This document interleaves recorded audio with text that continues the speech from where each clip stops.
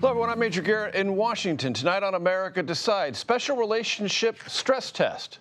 President Trump meets with British Prime Minister Keir Starmer in talks that could have a lot of influence over how strong the transatlantic cooperation between the two countries remains. Topics discussed: security guarantees, yes or no, for Ukraine, and a plea from the UK to be spared from potential trade tariffs.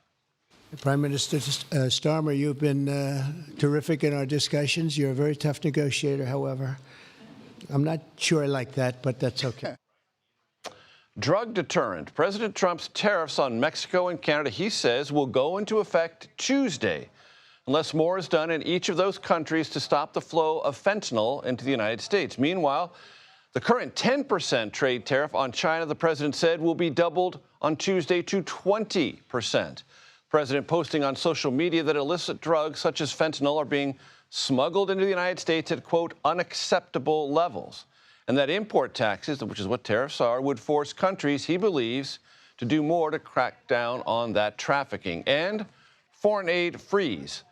The last day on the job has arrived for hundreds of employees at the nation's largest foreign aid agency, known as USAID. Employees today given 15 minutes, just 15 minutes, to retrieve their personal belongings as the State Department slashes $60 billion in grants and funding for the agency. Caitlin Huey-Burns is on Capitol Hill.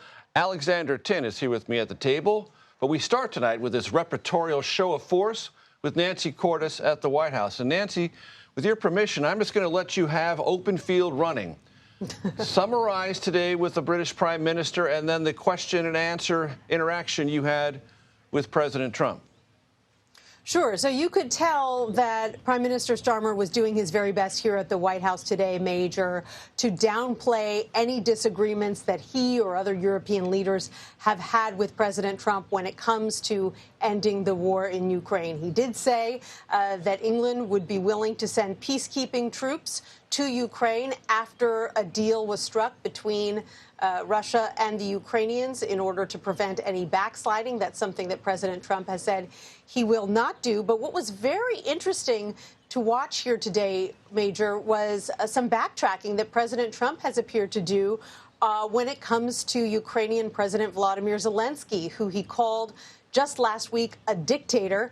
Today, when he was asked about that term, he said, I don't remember saying that about Zelensky. Next question. And in fact, in his press conference with Starmer, he actually said that he respects Zelensky, that he thinks they're going to get along great, and that he has great admiration for the Ukrainian people who have fought very bravely against the Russians. So a distinct change of tone from President Trump. It's not exactly clear why. As far as my exchanges with the president, the first one today had to do with veterans. Some 6,000 veterans, according to Democrats, have already been laid off or fired from their jobs in the federal government because veterans make up a significant portion of the federal workforce, about 30%. So I asked President Trump about that. Take a listen. Veterans make up 30% of the federal workforce. Are you tracking how many veterans have been fired so far, and do you want DOJ to avoid letting them go? We take good care of our veterans, so we're watching that very carefully, and we hope it's going to be as small a number as possible. But we are having great success in slimming down our government.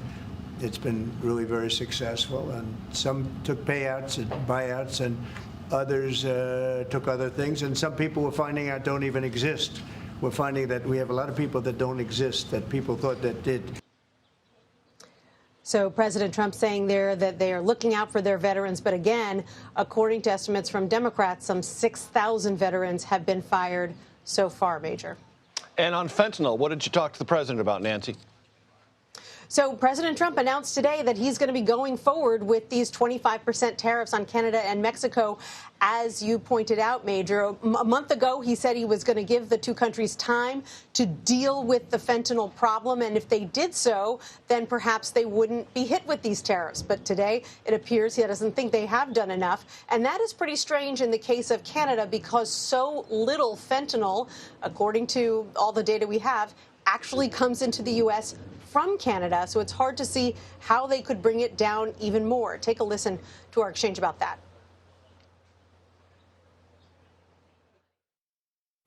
less than 1% of all fentanyl that comes into the U.S. is apprehended at the Canadian border. So why use fentanyl as a reason to impose tariffs on Canada?